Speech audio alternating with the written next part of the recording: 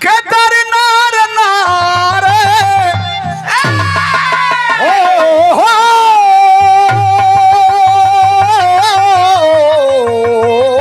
राम।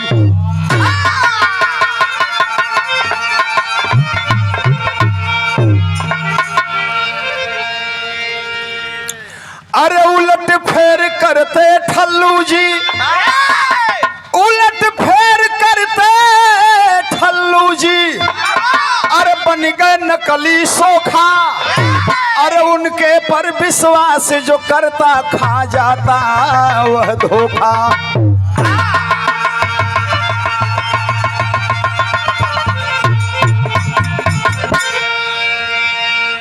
देखा हो अंधविश्वास ऐसा चीज है जे के ना पड़े के वो पड़ जाला। मदारी वाला छठी चौराहा पर मदारी कुल करेला आज झूठो को लड़का को मुड़ी हटा दिए सो, मुड़ी काट दिए सो, कहीं सो कि काट देले हैं। अब ऐसे केहू चले के यदि कह जाए देखे है खबरदार, गैला तो ही बुझला कि तुम्हारे आधे औलाद यही तरह समाप्त हो जाए। आदमी डरन रुक जाला। केहू कही केहू भैया बाबू दिलदार होके तो खाली 10 रुपया देवे लइकवा के जिया दीब, तो केहू 10 रुपया दे दे। ये करी बात करत करत तो फिर करी बात तबीज निकाली कि यही तबीज ऐसे जियवली है, ये तबीज के ले जाके अपनी लइकन के बांध दे बोलो तो लइका तो हम लोग को ठीक रही है। तो फसावे वाला ऐसा अंधविश्वास में फंसा लेला। एगो सोखा हुआ ठल्लू ना होकर, तो ठल्लू सोखा देखा सोखैती तो करते हुआ। गांव घर में वैसे सोखैती का काम आधा से अधिक झूठे होला, लेकिन तबो लोगन के विश्वास होला। कितना आदमी के दवाई बढ़िया MBBS डॉक्टर से दिवैबा तो ना काम करी, आ सोखा झूठहू का झाड़ के राखी उठा के दे दे ना तो वही कि देखा जना तो कुछ हजुराई ला काम खो देला। तो भैया हो ठल्लू सोखा सोखैती करत हुआ और उनके पर विश्वास जो करता खा जाता वह धोखा। हमारे रामा कवि जी लिखते हैं कि जे उनकी पर विश्वास कैल हमेशा धोखे खाइल। बिरहा में एगो गीत बड़ी पुरानी गीत है, तनी आगे से होगा।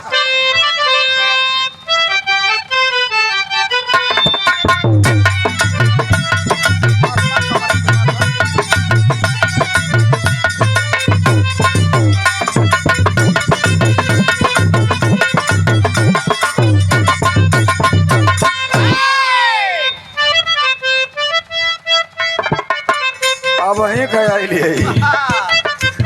तरज हुए। अरे हे समरो है पीपर तर नदिया,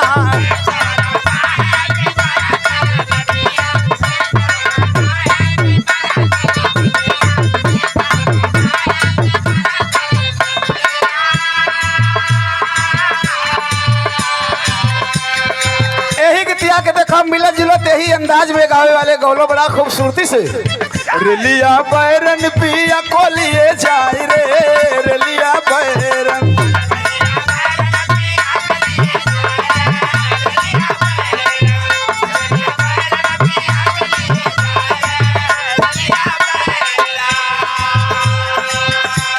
लेकिन देखा ठल्लू सोखा का करेला। अरे दुखियन से मांगे पिए रोज दारू,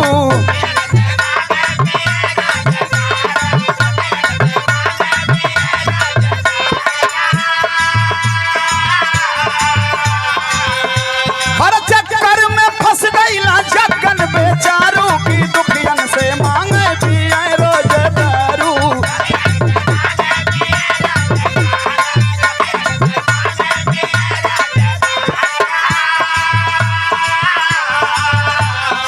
तो सोखा के यहाँ तक केहू जाई तो अपन पूजा बताई हाँ, अपन इंतजाम बताई हाँ। कुल कैला के बाद दुगो देसियवा का शीशी जरूर चाहिए, काहे से कि तपावन जब देवता लेला तबे अपने स्थान से ही लेला।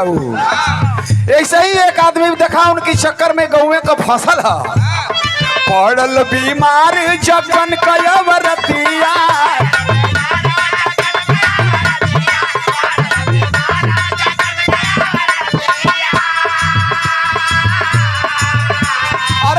ठल्लू सोखा जब देखला सुरतिया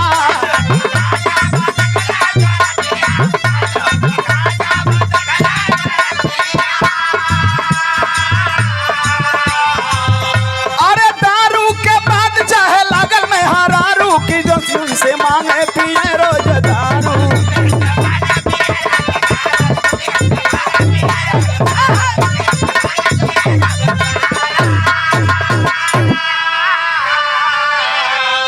वही गांव का जग्गन वो एक दिन बीमार पड़ली दवाई वाई लिया के देते हुआ आरामे ना होता ये पेट धैले है पेट गड़ा था तो केहू बतावल अरे तनी ठल्लू के हैं ले जाता दिखा देता 6 बजे सांझ से मेहरारू परेशान है मर्दवा तू लिया के एनाल्जेसिक टैबलेट देता हुआ वो किराना स्टोर से एक दिखा देता तो काजरी कुछ अझुराइल हुई तो ठीक हो जाई मेहरारू के लिया के गईला है जग्गन तो जब जग्गन वो के ठल्लू सोखा देखला ना इतना सुंदर रहली ठल्लू सोखा की सोझा जवन जग्गन वो खड़ी है इतना सुघर बा इतना अरे रहत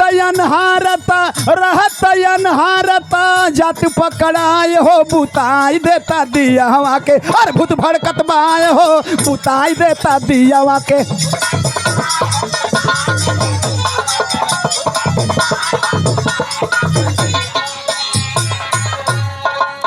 कहला कि जग्गन है दियवा के बुता दा और दियवा के बुता दे बना तो कुल काम हो जाई। एगो काम कर दियवा बुता के तू एम से बाहर निकल जा तो भाई तो वो तो दुखिया न हुआ मेहरारू परेशान कैले है तो कहत हुआ अच्छा जैसे कहबा वैसे ही करत है दियवा के मार देना मुँह से भूख देना बुता गईल और अपने बाहर निकल गईल।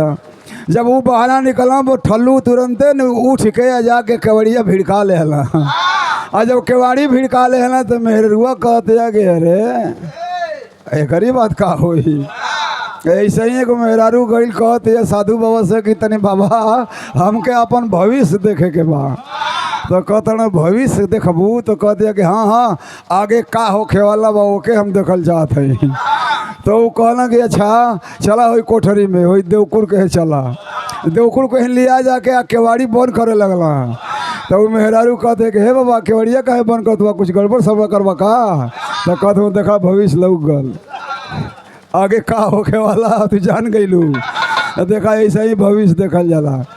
वही तरह कहला कि हे केवड़िया वो ठंगा दा तू बाहर निकल जाए कि हम झारत नहीं आए भैया। जब जग्गन घर में से निकल गई ना या केवाड़ी भिड़का ले हूँ मैं ठल्लू सोखा तो कैला का बिरहा में तर्ज बदल लिया हो।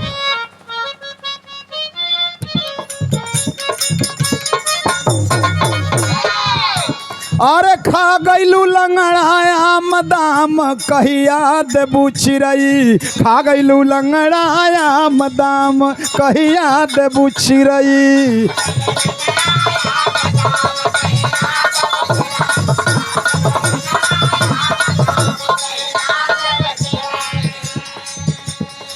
सोखा दिया नवा बुताय धाय दुलही के धैला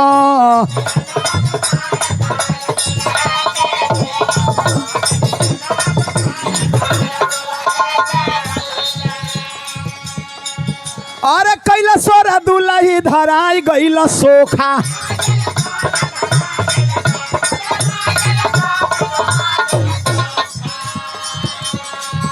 अरे गाँव के लोग सोचे मिलल नहीं कमो का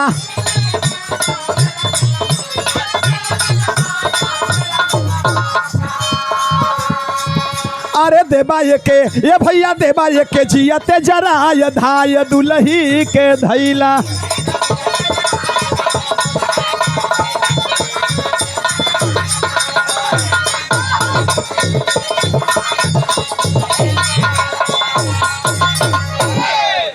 जब जग्गन निकल गईला ठल्लू सोखा देखला कि अब अनहार है तो वे अब जग्गन वो के धरे शुरू कैला और जब धरे शुरू कैला तो थोड़ी बेले तो जग्गन वो पटाई ले कि काजनी के यही तरह झारत हो गए। लेकिन अब जब देख ली कि मामला अब तो दूसरी और हाथी बढ़ावत है तब बोला था कि अरे मलिकार कहाँ हुआ, दुआरे में हुआ कि घरे गईला? अरे सोखा ना है, तो हमके धरा था, जल्दी घर में आवा, हमके निकाल ले चला। तो जब जगन दुआरिये पर रहल ना भाई, मर्दो तो तख्तिहाने में रहला, वैसे ना उरे जगह मेहरारू रहले, तो वो तख्तिहाने में जैसे वो ओकर मलिकार दुआरिया पर बिछा के मुसरा लेके बैठल रहला, वही तरह से इहो दुआरिया पर बैठल हुआ। बड़ा कान पार के देखत हो कि सारे देखी तो का ही जा रहा था। तो जो मेहरारू बोल से कि दवरिया ही धरा था, मेहरारू का बात सुन के तुरंते केवाड़ी खोल के हेल न गईला। और जब हेल गई ना तो अनहार है, लौकतो ना कि केहर है। जेनी जेनी ऊ जात हुआ, जगन बो के घींच के दूसरी और ठलू ले जाता हुआ।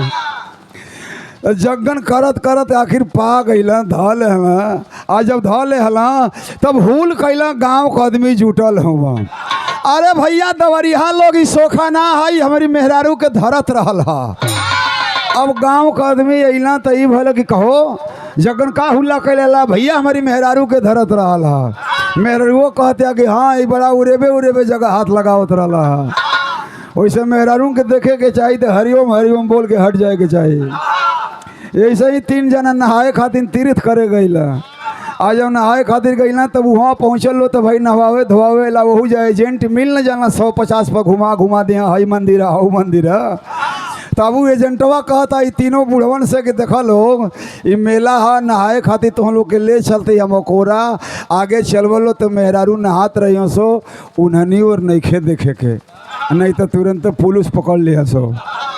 तो वो कहता लोग कि अच्छा अरे अखिए हाँ चल जाई, तब तो कहता हूँ कि जब आँख यदि चल जाए या देख लिया लोग तो वो जैसे हरिओम हरिओम बोलत खाली आगे बढ़ जीवलो तो कोनो खतरा ना होई।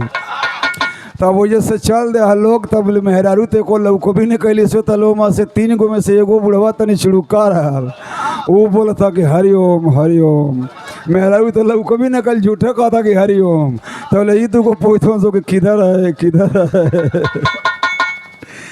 तो वही तरह से मेहरारू ओहरारू के देखे तो ढेर ना बोले के चाहिए, लेकिन भाई ठल्लू सोखा तो उनके तो बाई ले रहल, वो तो धरे शुरू कैले रहला। मेहरारू हुल के गांव के बोलौलस, गांव के आदमी अइला तो ई भल कि साला ई बड़ा गंदा आदमी बाई था, ये तो साला बड़ा भ्रष्ट आदमी बा। देखा ई जगन बो के धैले रहल है। ऐसा ही तो केहू न केहू रोजे न झरवावे आवत था।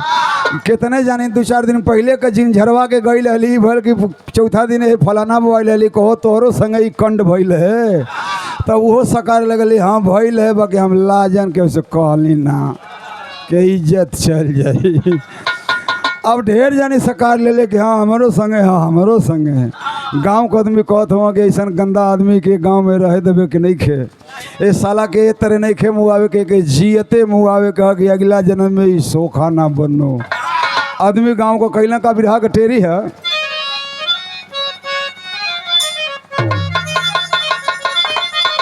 ए भैया कफनवा में डोले ठलुआ, ओके जियते कफन में बांध छान के टिकठी पर आदमी सुता देला, मुंह पर टेप लगा देले हो कि साला ही बोल न पावे, खाली नाक से सांस ले हो।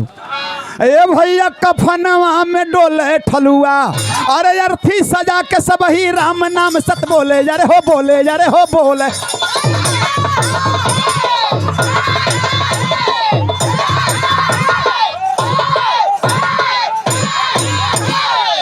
अर्थी सजा के सब ही राम नाम सत बोले, कफनवा में डोले ठलुआ।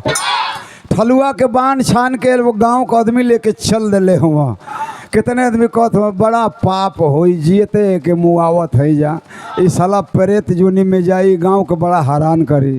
तो कहने आदमी कहा मर्दवा जी मर गई से चल गई कि तब ले हैरान करिए ससुर, ये कुछ न हैरान करिए, ये बड़ा भ्रष्ट के आदमी है, बड़ा पाप कैले है, आई वही ना गाँव में। अभी फिर गांव का आदमी लेके चलल हुआ स्मशान घाटे गईला। हाँ अरे नदिया किनारे जब पहुँच गई लोगवा,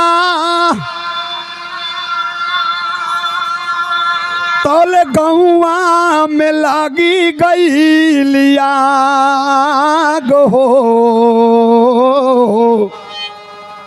लसिया जराए नहीं रखी के किनारवा पे झटके से चले सब भाग। अरे हो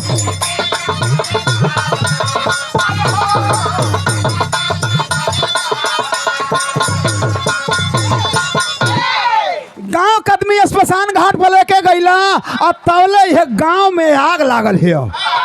गांव में आग लागल जब ना गांव के आदमी सोचे लगला अरे भैया ये तो हमारे लाश लेके अली जा आ के जरावे खातिर गांव में आग लागल है के जरावे लगल जी तो गाँव में ख़त्म हो जाई।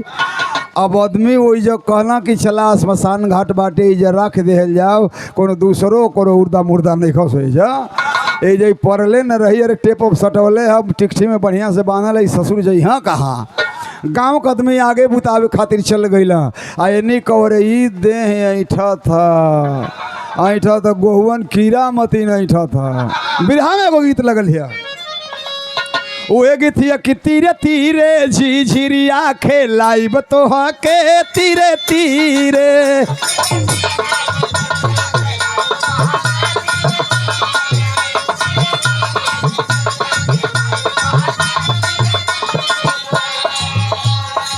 हो धीरे धीरे हो धीरे धीरे कफन बंधन खोल ठल्लू धीरे धीरे।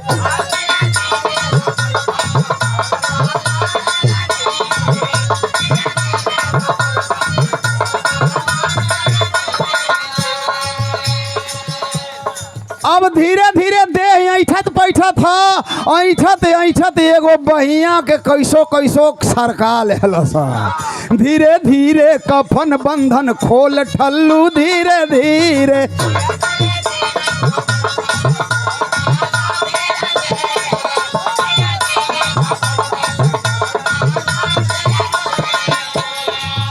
अरे पनिया में बहुत पकड़े कलसिया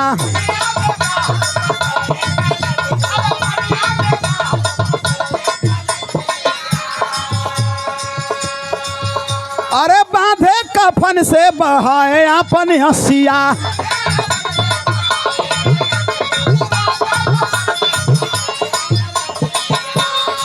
तो फिर हवा से होता बाऊ हवा से हो गई गोल ठल्लू धीरे धीरे।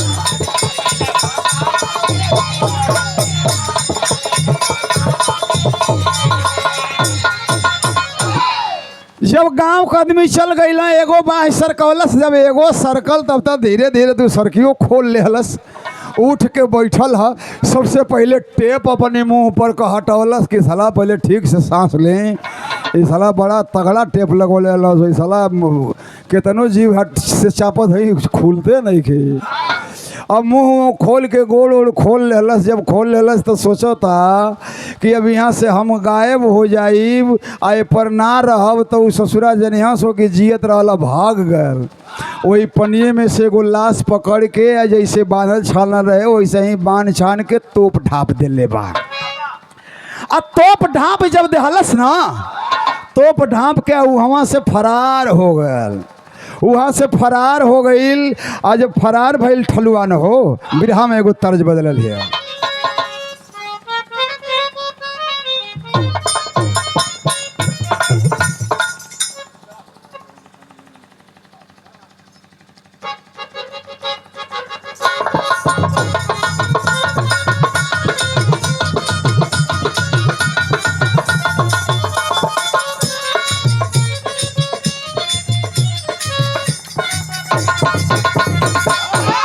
उहे गीत हुए माता बहन लोग के गीत हुए।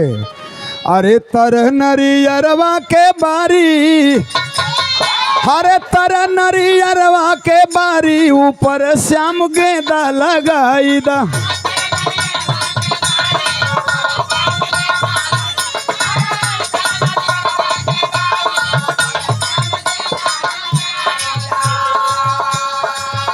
यही के माता बहन लोग आवे लालो। अरे सैया बिकाय बलू जाए चुनरिया का बूटी ना बदली।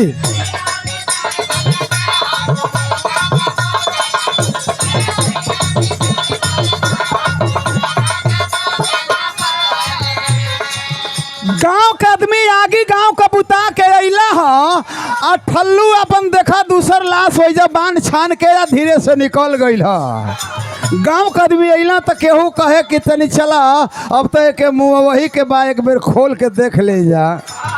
कितने आदमी कहा है मर्दवा खोलल जाई तो मुँह लागे लागे एक खोलल ना जाई, एक यही तरह सारे के सजा दे देवे के। हाँ अरे यगिया बुताय लोग अइले कि दाह संस्कार के कैले।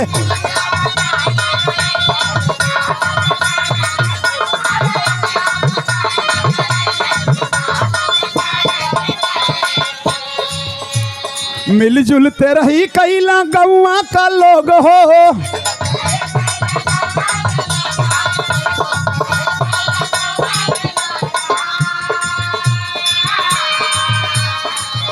जरा वरा के अब सोचल लोग कि अब तो एक जरा देवे कैली जा, एक काम क्रिया ना कल जाई ना तो एक आत्मा भटकी ससुरा गांव के बड़ा हैरान करी।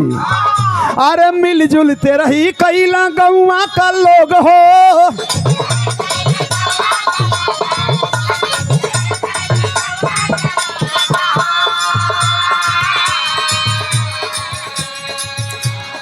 आई है न्योताइल है देखा 22 गांव न्योताइल कि भाई ठलुआ का काम है, एमा जितना अधिका से अधिक आदमी के खिया दे जी उतने बढ़िया रही। गांव जवार का आदमी टूटल हुआ खाए खातिर 5 बड़की बड़की बैठत हिया, तो इहो तो जब निकलल तो इहो जोरे न लागल कि हे दिन 13वां दिन पड़ी या ये दिन देखी तो हमार काम क्रिया करत हो सो कि ना करत हो सो। इहो अपन चदरा से मुंह तोप ढांप के ये जब कीरिन तनी तनी लुकलुकात है झोलहारी मारत है वही टाइम इहो पहुँचल है दुआरे जहाँ काम क्रिया होत है। तो देखा आदमी बैठ के पत्तल चल गई है, पूड़ी चलत है, सब्जी चलत है, तो आदमी अपने में बतियावत हुआ। अरे मिलजुल ते रही कैला गौआ का लोग हो,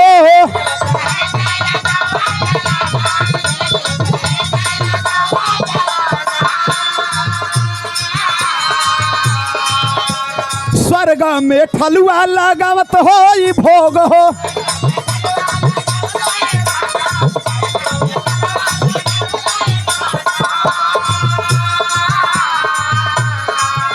अरे खतपत में ठल्लू देखैले कि दाह संस्कार के कैले।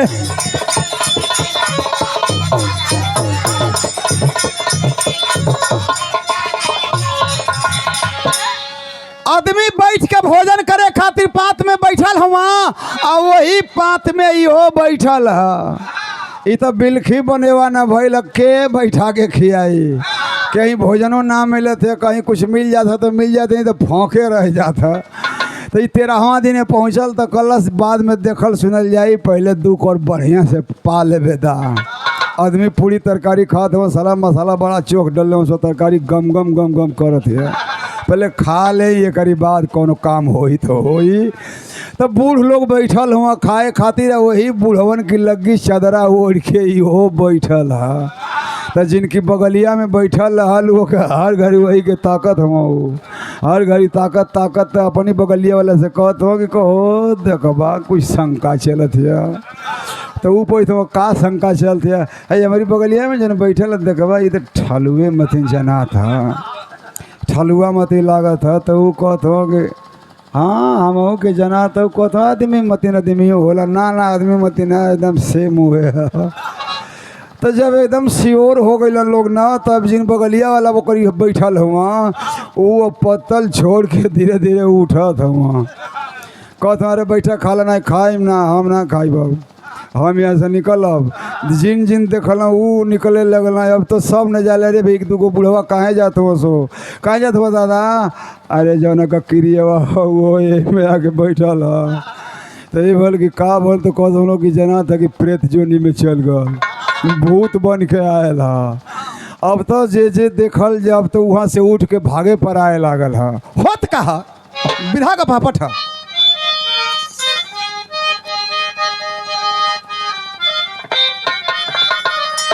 ए भैया पारा पारी देखे सब निहार, ठलुआ भूत भयल, अरे भागे लगल सब ही टंगरी झार, ठलुआ भूत भयल।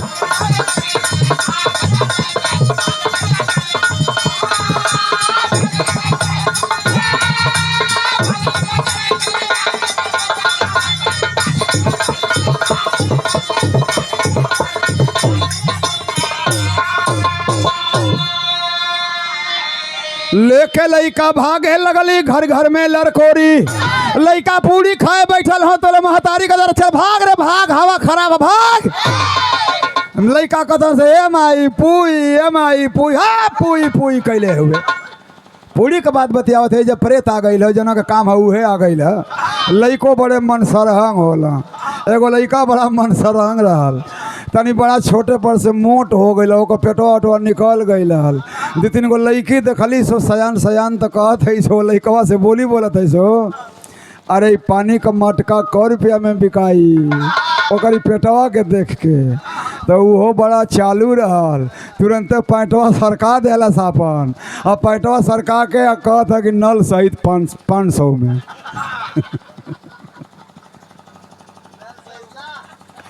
नल सहित 500 में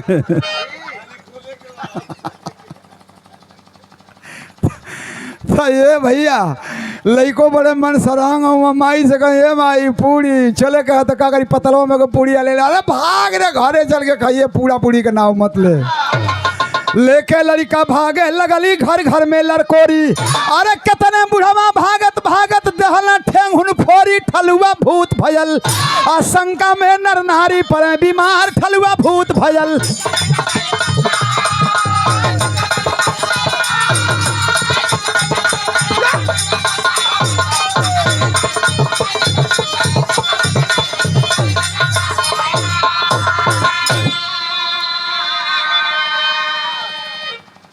अब तक सब तो भाग गई, लइका लेके मेहरारू भाग लगली। कितने बुढ़वा भागत भागत ठेहुना फोड़ गल।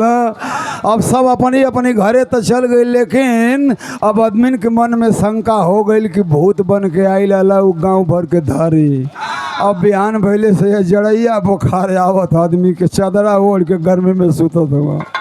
जड़ैया बुखार आवत, दवा कोनो न फायदा करत या करहो दिया था तो ना कुछ काम होता। ये होता कि अभी जरा था कि हेर फेर बा। अब हेर फेर पर आदमी आ गई ला। गाँव में तो सोखा कोनो है ना हो, भी गांव से सोखा मंगावल जाते वहाँ झाड़ फूक करे खातिर। तेरे गांव में हालत सब कह बिगड़ल। गांव में हालत सबके बिगड़ल। गुनिया ओझा सोखा आई कुटकल लगे लवंगर घर में।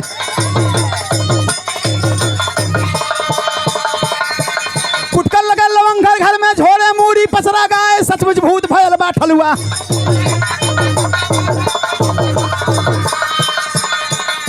सचमुच भूत भयल बा ठलुआ। देवी हमको रही बताओ जीव का बदला जीव चाहिए।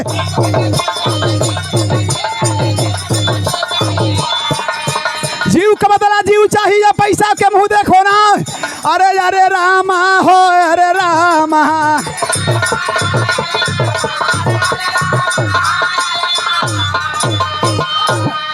गांव का बैबी सोखा मंगावल जात हुआ, सोखैती होती है। सोखा गांव में आके लवंग कुटकत हुआ तो कहत हुआ हाँ हेर फेर है बेटा इतनी पर से आकर जाकर लेकर के टूट गल निगोटा की फाट गल बेटा रे। मार अपनी मान को पटकत हुआ सोखा कुल। तब पूजा में का चाहत है, देसेवा सीसी चाहत है, कुंवार मुर्गी चाहत है। अरे भैया कुंवार अंडा देवे वाली ना हो गए। लगला कुल अब खस्सी भेड़ा मांगे कुल ओझैत। लगला बैठावे खातिर कि काशी बनारस ले जाई तो 5000 वैजा लागी। अब तक गांव का आदमी जे बीमार पड़त है भाई, अब स्वार्थ में का करे आदमी कुल खेत ध के गोरू चौआ बेच के खर्ची बेच के सोखन के पैसा देवे लगल। लेकिन ठलुआ पता लगावत था कि गांव वाला बड़ा परेशान हुआ सो। गांव वाला ससुरा बर्बाद हो जाए वैसे ही सुखैती करे में। तो सोचो था कि अबे तेरे जाइब तो हमके मारी दी हंसो। अरे हाँ प्रधान कहें चली अपनी मुखिया कहें चलब उन्हीं से कुल बात बताई तो हो सके वो कुल्हनी के समझावें तो बतिया के वो मान जाए सो। पहुँचल अपनी प्रधान की दुआरे सांझी की बेरा में। प्रधान अपने घर में से निकलत हुआ तो दुआरी पर ही खड़ा बा। प्रधान एगो गोड़ दुआरी की बहरा डले हुए एगो भीतरे तो दूसर को घींच के भीतर कर लेना। अरे साला ये तो पहले उआर हमारे पकड़ी का इधर आ गल। तो जब प्रधान देखला केवाड़ी भिड़का देना तो कहत बा ए प्रधान काका। कुछ ना बोलत हुआ ए प्रधान काका ना बोलत हुआ। प्रधान मनवा में सोचत हुआ कि 3 हाली भूत बुलावे 3 हाली में एको हाली हाँ बोल देला चाहे का ना संगी बना ले सो।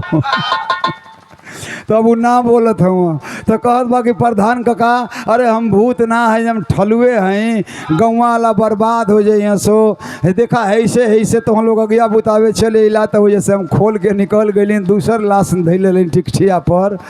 तो जब ही कुल वृत्तांत सुनल प्रधान तो तनी तनी हिम्मत बनौल। प्रधान कहते कि ना ना हिम्मत मत बनावा निकला मत तू नहीं तो तोके तो ले ली तोके तो संगी बना ली ऐसे नहीं तो खोजत हो। लेकिन प्रधान करत करत केवाड़ी का पल्ला खोल के कहत हो कि ठलुआ सही बताई है तो वहीं हुए तो कहत हो अरे हाँ काका हम ही हैं देखा हम आदमी की शरीर में हैं हो तो कहते होंगे भूत हो तो ऐसा ना भेज तक आवेलों सो हाँ भूत हम ना है काका आवाज सुन ला हमार बात का कहत हो आखिरी लाइन है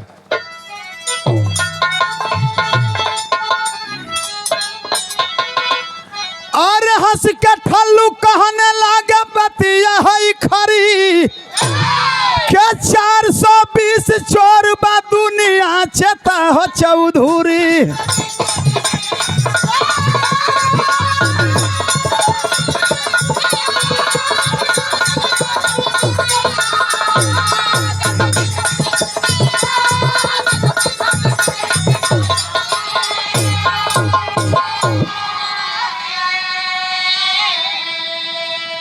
कलश की चौधरी काका 420 चोर बा दुनिया चिता हो चौधरी। कहे कि मुगल घोड़ा घास न खाई करबा लाख उपाय मरे आदमी के पीछे सब दौलत देते लुटाए आ नहीं मिले पिंड पनिया चिता हो चौधरी। देखा गौवा वाला बर्बाद हो जाए सो इन्हीं के समझा दा हम भूत ना है हम असली ठलुआ हैं। अब इनके जब प्रधान के विश्वास पड़ल तो बहरा निकल के अल अपने यहाँ होके रात करो कल के फरके सुतल कल तू बहरे सुतम घर में सुतम इना के राती में उबार करके चाप के लेके निकल जो हम के तब घर में सुतला तो देखल सवेरे तब वही ठीक है ठलुए है गाँव के बोलवल कहल भैया ऐसन ऐसन बात है देखा लोग ई भूत ना भल है न ई मुअल है ई जियत है ई ठलुए हुए आ तो हम लोग झूठो बर्बाद हो लोग उझैती सुखैती करा के तो ये भले कि ये प्रधान तो ये भले जिए था तो लेकिन एक गांव में रही तो इस साला फिर कंड करी काहे से कि परकल ना जल्दी मानेला हाँ ना मानेला तो वही भल कि ना ये गांव में तो तोके ना रहे के तो कहला ये गांव में ना हम कहीं दुनिया में रही लेकिन तोहन लोग आबाद रहा तोहन लोग बर्बाद मत हो खा। गुरु बिहारी गुरु गणेश गुरु रामलाल गुणकारी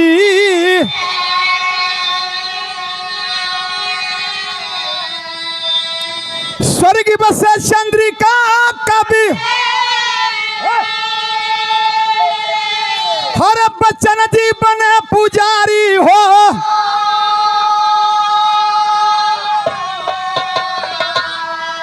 कफनवा में डोले ठलुआ तो पंचदौरामा कवि के कविता रहस्य खोले कफनवा में डोले ठलुआ।